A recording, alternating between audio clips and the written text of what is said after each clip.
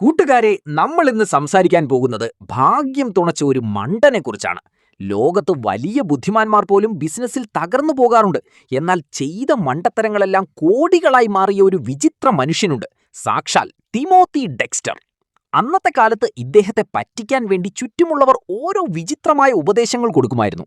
ഒരിക്കൽ കുറച്ചു പേർ ചേർന്ന് പുള്ളിയോട് പറഞ്ഞു, ചങ്ങാതി, നിങ്ങൾ കുറെ തെരുവു പൂച്ചകളെ പിടിച്ച് കപ്പൽ കയറ്റി കരീബിയൻ ദ്വീപുകളിലേക്ക് അയക്കൂ, അവിടെ നല്ല ഡിമാൻഡായിരിക്കുമെന്ന്.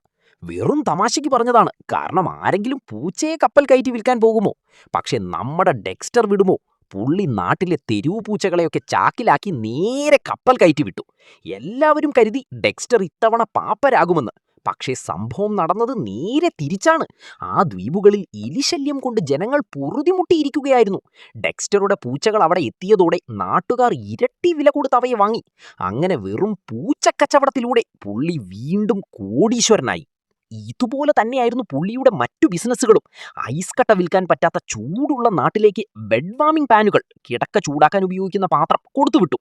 എല്ലാവരും ചിരിച്ചു. പക്ഷെ അവിടെ ചെന്നപ്പോൾ അത് ശർക്കര പാനി കൂരുന്ന വലിയ തവികളായി ജനങ്ങൾ വാങ്ങി. കൽക്കരി സുലഭമായ നാട്ടിലേക്ക് കൽക്കരി കൊടുത്തുവിട്ടപ്പോൾ അവിടെ സമരം നടന്നത് കാരണം അതും വലിയ ലാഭത്തിൽ വിറ്റുപോയി. പുള്ളി എഴുതിയ പുസ്തകത്തിന്റെ കാര്യം അതിലും കഷ്ടമാണ്. ഒരു കുത്തോ കോമയോ പോലും ഇല്ലാതെ വായനക്കാരെ വട്ടം കറക്കിയ ശേഷം പുസ്തകത്തിന്റെ അവസാനം കുറെ ചിഹ്നങ്ങൾ വാരിയിട്ടിട്ട് പുള്ളി പറഞ്ഞു, നിങ്ങൾക്ക് എവിടെ വേണമെങ്കിലും ഇത് കുത്തി നിറച്ചോ എന്ന്.